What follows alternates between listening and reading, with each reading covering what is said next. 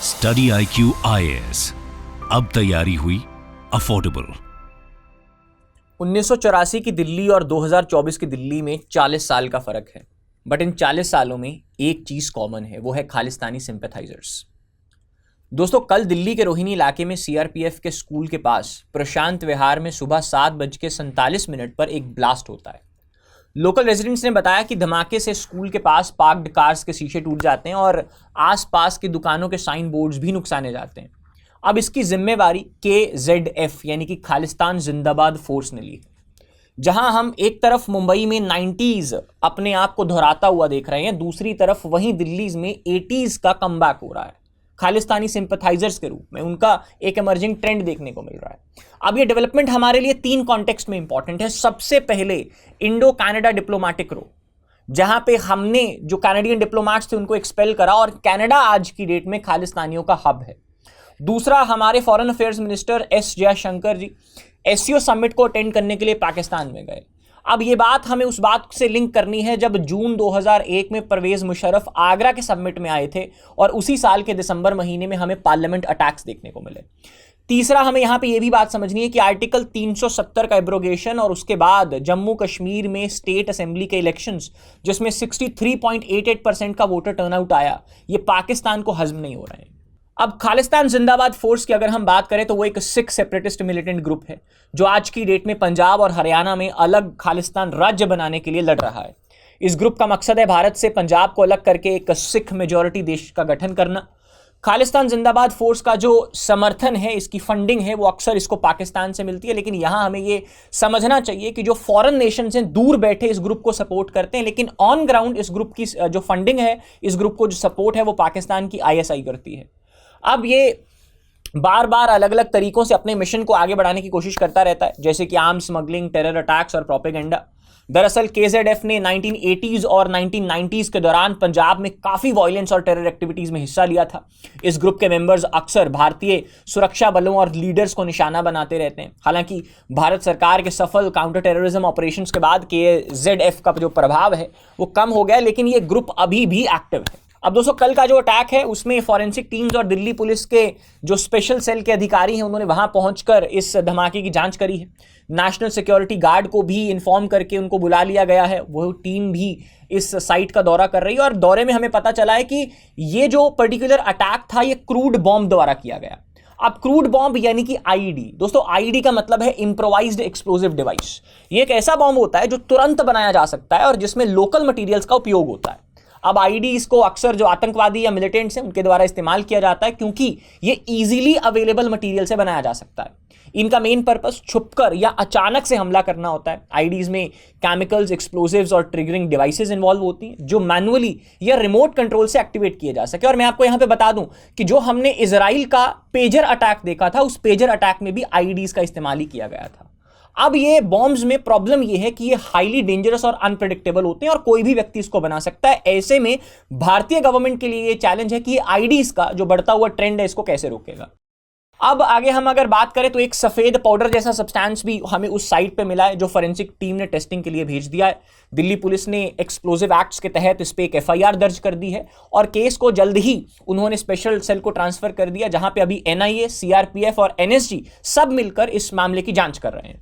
अब इसी मुद्दे को जो पॉलिटिशियंस हैं उन्होंने एक पॉलिटिकल कंटेक्स्ट देना शुरू कर दिया है। अब इसी पॉलिटिकल कंटेक्स्ट की बात करें तो दिल्ली की जो CM है आतिशी, उनका सबसे पहला बयान आया है और उन्होंने इस जितनी भी घटना हुई है उसका पूरा ब्लेम सेंट्रल गवर्नमेंट के ऊपर लगा दिया। उन्होंने बोला है कि हमने बार बार चेतावनी दी थी, we have warned the central government, but आज की डेट तक सेंट्रल गवर्नमेंट ने इस घटना को रोकने का कोई प्रयास नहीं करा है। उन्होंने ये भी कहा कि जो दिल्ली की सिक्योरिटी सिचुएशन है वो अब मुंबई के अंडरवर्ल्ड जैसी हो गई है। उन्होंने ये भी बोला कि भाई इसके लिए हमें और जो सेंट्रल गवर्नमेंट है उन सबको साथ में मिलकर कुछ कदम उठाने होंगे ताकि इन हमलों को रोका जा सके, क्योंकि आगे जाके इन सब प्लेसेस में हमें भीड़ ज्यादा देखने को मिलेगी क्योंकि दिल्ली में फेस्टिव सीजन आ रहा है। अब दोस्तों, ये पॉलिटिकल बयानबाजी अक्सर दिल्ली के केस में चलती रहती है। इसी चीज को लेकर सलमान रुशीदी ने दिल्ली के बारे में एक बहुत दिलचस्प बात भी बोली थी कि बारिश या मानसून भी है जो भी दिल्ली में गिरने से खौफ खाती है, क्योंकि वो ये नहीं जानती कि वो आने के बाद किसकी ज्यूरिसडिक्शन में गिरेगी। तो दिल्ली का किस्सा ना दोस्तों एडमिनिस्ट्रेशन के मामले में शुरू से ही बाकी कैपिटल्स की तरह थोड़ा अलग और पेचीदा रहा है। अब दिल्ली देश की कैपिटल है, लेकिन साथ साथ ये शहर एक अहम इकोनॉमिक सिटी भी है, जहां पे हमें बार बार जो टेररिस्ट अटैक देखने को मिलते हैं। दिल्ली में अलग अलग समय पर कई बड़े टेररिस्ट अटैक्स हुए जिन्होंने शहर में बहुत ज्यादा सिविलियंस को भी मार गिराया।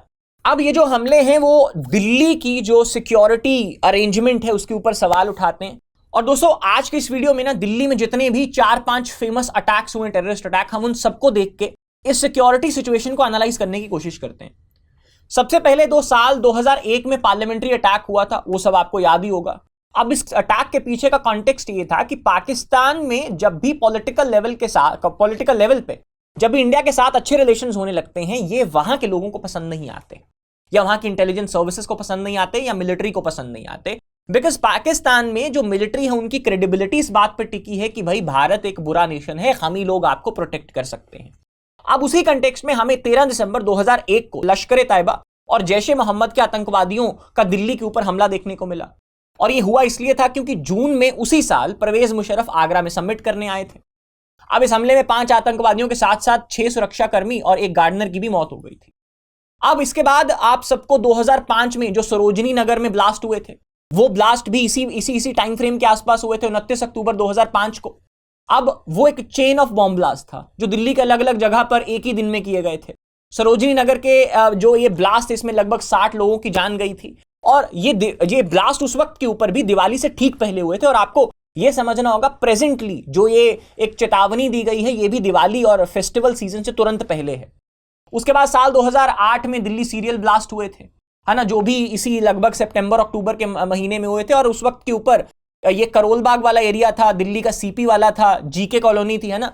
अब उस सब में भी लगभग 100 से ज्यादा लोग घायल हो गए थे और उसकी जिम्मेवारी उस वक्त के ऊपर इंडियन मुजाहिदीन ने ली थी। That is also being backed by ISI. तो ये सब चीजें चलते हुए अब हमारे लिए जो दिल्ली का सिक्योरिटी सिचुएशन है, और वो भी खास करके उस वक्त के ऊपर जब फेस्टिवल सीजन आ जाता है, एक बहुत ही क्रिटिकल सिचुएशन बना देता है। और दूसरी चीज ये भी है कि हमें इस मुद्दे को एक ब्रॉडर कंटेक्स्ट में समझना होगा। भारत अभी कनाडा के साथ डिप्लोमेटिक रो में जूझ रहा है, जहां 5 आइज अलायंस के साथ भारत की इंटेलिजेंस को भी टक्कर लेनी है। साथ ही कनाडा द्वारा स्पॉन्सर्ड खालिस्तान प्रॉब्लम को डील करना है। खालिस्तान जिंदाबाद फोर्स ने अटैक करके घोषित भी कर दिया है कि यस वी आर देयर, हमारी प्रेजेंस को इंश्योर करिए आप। उसके बाद दूसरा, हमें जम्मू कश्मीर में भी, आपको अभी मैंने एक वीडियो बनाई थी उसमें भी हमने जिक्र करा कि जम्मू कश्मीर में सिविलियंस जो कि बाहर वाले लोग हैं, माइग्रेंट्स हैं, उनको अटैक करा जा रहा है, जहां पे एक डॉक्टर की भी डेथ हो जाती है। अब इस सब कंटेक्स्ट में हमारे लिए दिल्ली की सिक्योरिटी सिचुएशन को प्रेजेंटली एनालाइज करना बहुत जरूरी है। अब मुख्य प्रॉब्लम दिल्ली में यह है कि दिल्ली की विधानसभा के जो 3 मेजर सब्जेक्ट्स हैं, जिनमें पब्लिक ऑर्डर आता है, पुलिस आता है और लैंड आती है। अब इसमें मुख्य प्रॉब्लम यह है कि दिल्ली विधानसभा के पास 3 सब्जेक्ट्स, पब्लिक ऑर्डर, पुलिस और लैंड के ऊपर लॉज बनाने की पावर नहीं है, जिससे कि दिल्ली की जो गवर्नेंस सिचुएशन है वो काफी ज्यादा कॉम्प्लेक्स हो जाती है। क्योंकि इन दोनों मुद्दों के ऊपर फिर स्टेट सरकार दूसरे को ब्लेम करती है और सेंट्रल सरकार स्टेट को ब्लेम करती है, लेकिन इन द एंड जो कैजुअलिटीज हैं वो दिल्ली की जनता को भुगतनी पड़ती हैं।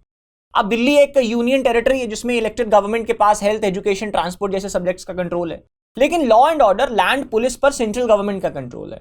और इसी वजह से आपको बार बार देखने को मिलेगा कि दिल्ली के मुख्यमंत्री और सेंट्रल गवर्नमेंट के बीच अक्सर तनाव रहता है, कभी एलजी को लेकर, कभी किसी और मुद्दे को लेकर, और दोनों तरफ अपनी अपनी अथॉरिटी के मामले में ब्लेम गेम होती रहती है, जो गवर्नेंस में रुकावट पैदा करती है। अब दिल्ली की सुरक्षा और गवर्नेंस को मजबूत करने के लिए जरूरी है कि दिल्ली की स्टेट गवर्नमेंट और सेंट्रल गवर्नमेंट मिलकर काम करें। दोनों के पास अलग अलग जिम्मेदारियां हैं, जिनके बीच में जो एक कोऑपरेशन बनाकर ही उनको लोगों की भलाई के लिए काम करना होगा।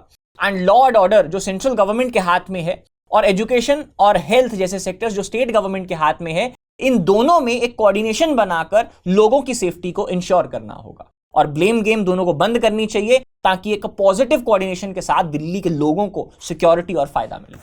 So that was analysis for today's video. I hope you like it. What are your views about it? Do mention in the comments. Thank you so much. See you guys in the next one. Study IQ IAS, अब तैयारी हुई affordable.